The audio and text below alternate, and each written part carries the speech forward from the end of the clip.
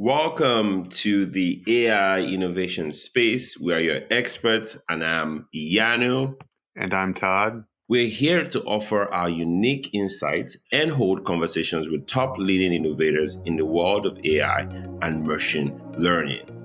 This podcast is sponsored by Ellumen, an IT contractor offering a creative and human-centric approach to medical imaging, cybersecurity solutions, training and support, and more.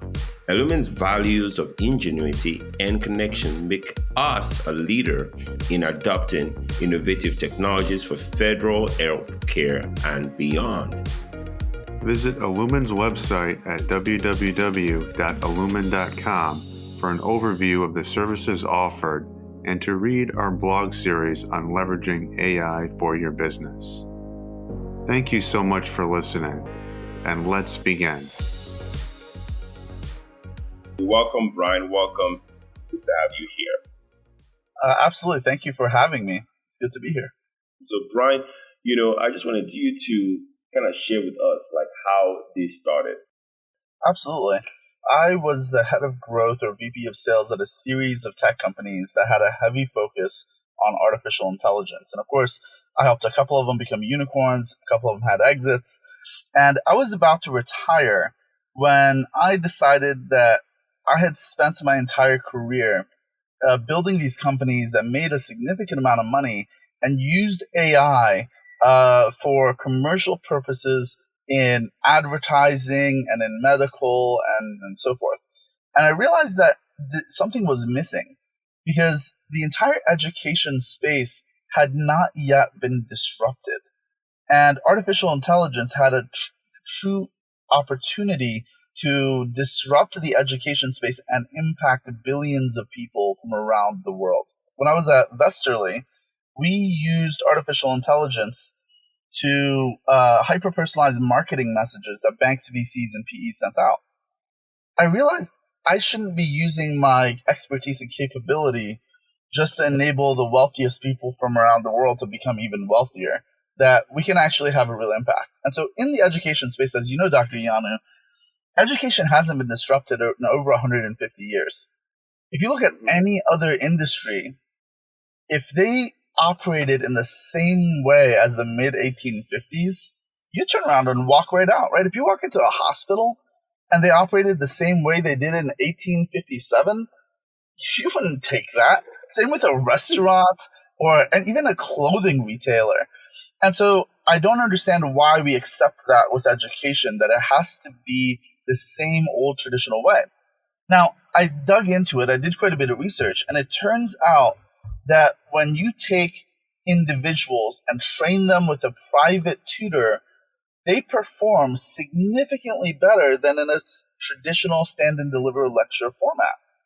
And so what that tells me is it's not that many of the students in our society are failing or not doing well in school. It's that the entire educational system is failing our students. And so I embarked on a mission and a quest to solve that problem.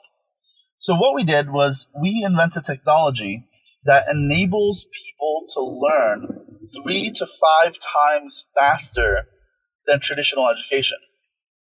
And the way we do that, if you think about poker, for example, I imagine many of your listeners play poker, you're able to look at tells that people have to determine whether they have a good hand or a bad hand and they're bluffing and so forth.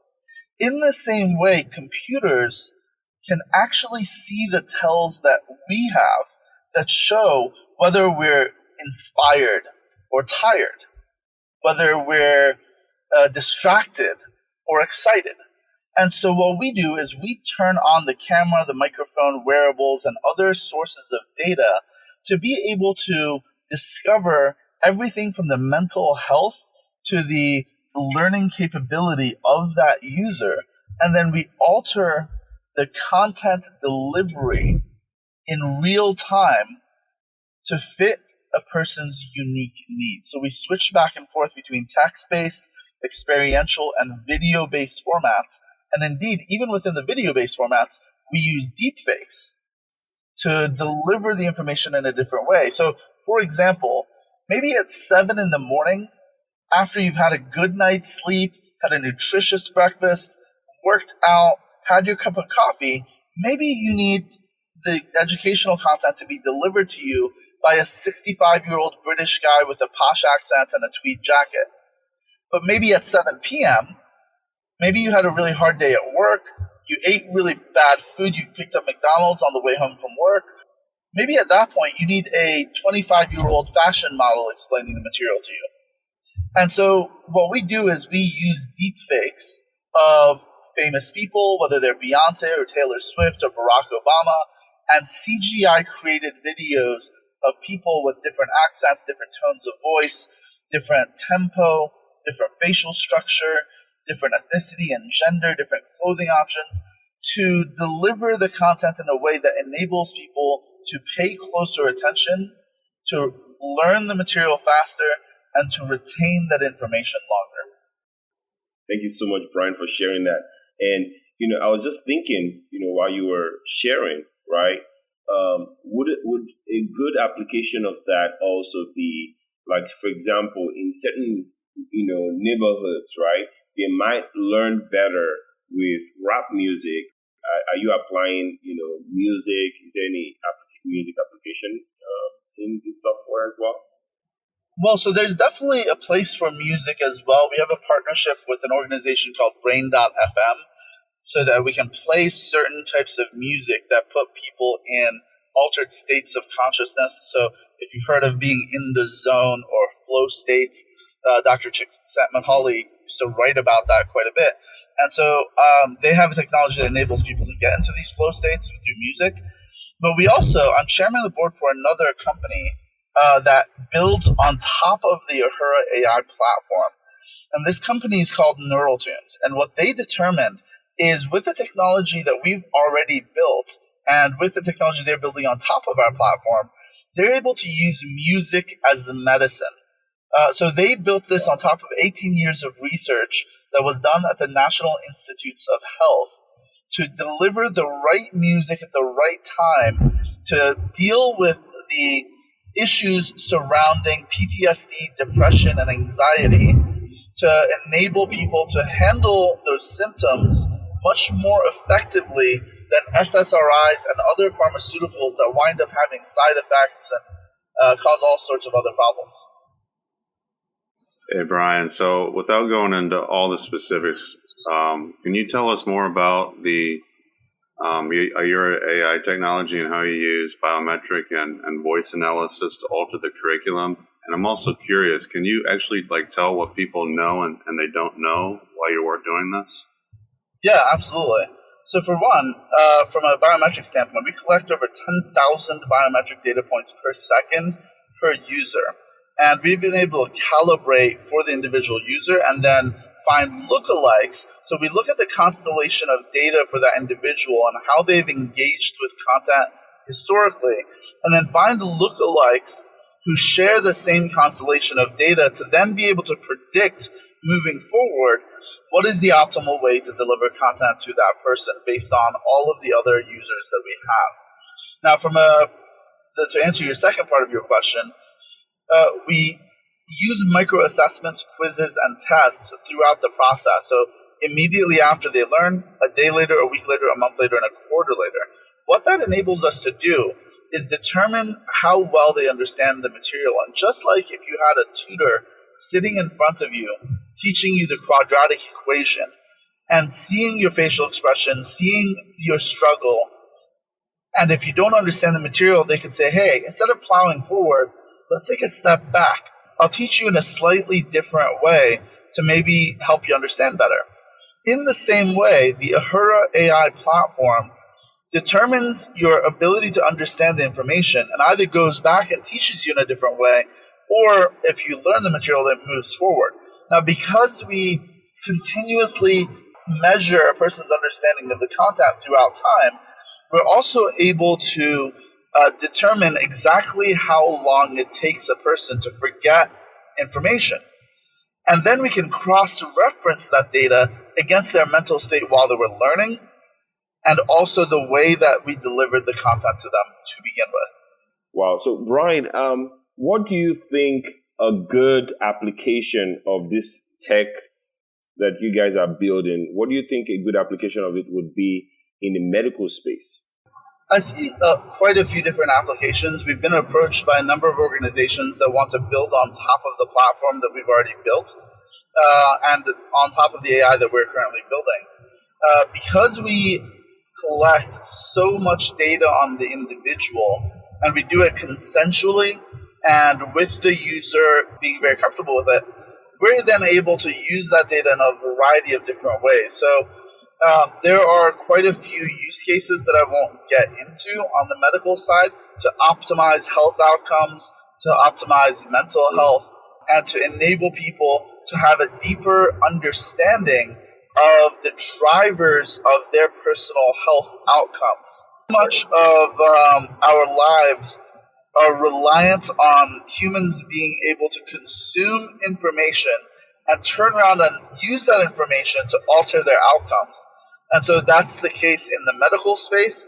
So we see this as something that could be used not only for upskilling employees, but long term for everything from K through 12 and undergrad to when people want to buy a house, to be able to learn all the ins and outs of doing that. If they want to train their dog to be potty trained, to be able to consume the right content, to be able to do that.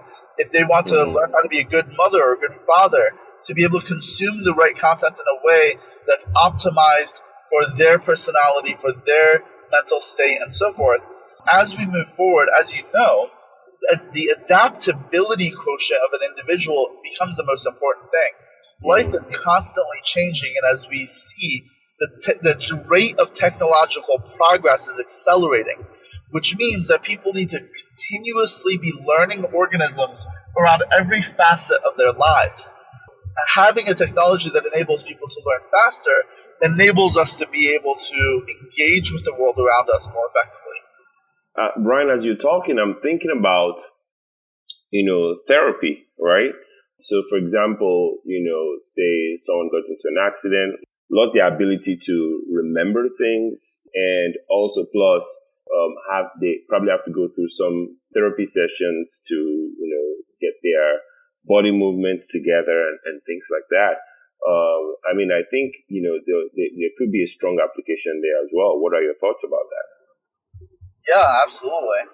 I think there's a very strong application there. I think that the total number of applications are innumerable. It's just a matter of bandwidth. And so we are hyper-focused just on the education space right now because the fastest way to fail is to try to do everything all at once. However, we are open to partnerships with organizations that want to build on top of our platform to solve for other pressing issues that we face as a human race. You mentioned that you're interested in partnerships, but you're kind of focused more on the education space.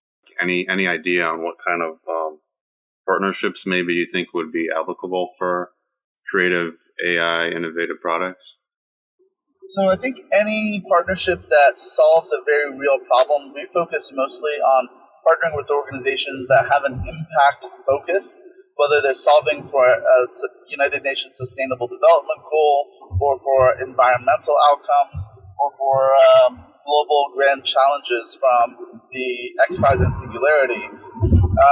Those are the types of partnerships that we're most excited about because I believe that we have a responsibility as entrepreneurs, investors, and business people to focus on solving the very real challenges that we face that could cause the human race to go extinct.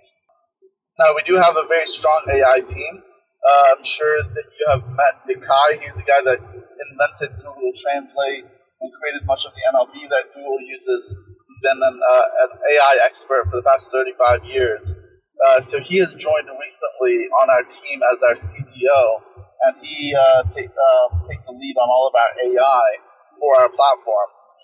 But there are so many different AI experts out there, and for people that approach us with an idea, we will take each idea and each potential partnership and determine whether it's a good fit for us. That's exactly the same way we moved forward with our partnership with NeuralTunes, where they essentially had me on a podcast and said, hey, here's this idea. Depression has gone up by 300% in the past year. PTSD is ruining so many people's lives, and we expect that clinical anxiety, clinical depression, and other mental health issues to become even more profound over time as we go up the tech ladder as a society, as things continue to change. And so it's funny how things work out sometimes. Yeah, thank you. We actually had Dr. Takai on our first podcast, so that's interesting that he joined you guys as a CTO. I think that, you brought up a very important point at the beginning of our conversation. And the point you brought up was that we have a lot of systems that are not necessarily changing. There's going to be a shift, right? We're going to have like new Microsofts and new Apples come to being. Ahura AI, right, might be the next, Apple, next, Microsoft and things like that. But how do we identify technologies like this, and how do we build systems that would change the landscape of the world? Well, thank you so much for the kind word. I'll share something that was shared with me by one of my mentors, and he said that look at the world and think of, as you imagine the future, what technologies must exist? What will the world look like? And if you can think about the way that the world has to exist, the technologies that have to exist for the world to work, go find the companies that are building those technologies. For your listeners, if you can identify the things that have to exist for humanity to function and for us to survive, those are the companies that are going to be amazing. Yeah, that's really insightful. And I definitely can feel your passion towards education and using technology to improve it. I'll finish with one story. So, as you know, as you mentioned, I was born in a tiny village with no running water and no electricity out in the southeastern desert of Iran. I wound up living in a refugee camp in Turkey for a couple of years before coming to the United States. Now, many years later, after leaving NASA and after selling my first couple companies, and then before I got into the tech space, I had a chance to go back and visit Iran. And of course, Iran has a lot of major cities. They have a robust tech community. They're the number 19 GDP in the world. But they also have a bunch of villages out in the desert that are very much still small. And so I got a chance to go back to Zanjurun, the village where I was born. And I ran into, that all of my second, third, fourth cousins. Now, don't get me wrong, I have a lot of cousins that have become doctors and engineers as well. But in that village where I was born, there was a number of people there that were still goat herders and sheep herders. A number of those folks tried to convince me that the earth is indeed in the center of the universe. And that hit me like a visceral punch in the gut, because I realized that these people weren't different from me, right? They had the same genetic code. They were from the same village. Many of them were second, third, fourth, fifth cousins of mine. And yet we lived these radically different lives. And it had everything to do with access to education. And so that's part of the reason I'm so passionate about this, because when I think through my life and the privileges that I've had and the life I've been able to lead, it's mostly because I was able to come here and have access to education and opportunity. And so if I can provide that same access to people around the world, that enables me to sleep at night. That enables me to believe that I'm doing something worthwhile with my time. This has been the AI Innovation Space, sponsored by Ellumen. Thanks so much for listening. Be sure to connect with us through LinkedIn and the Ellumen website to learn more about how AI and emerging technology can help you. Also, be on the lookout for our next episode coming soon. Thank you so much for joining us. Have a wonderful day.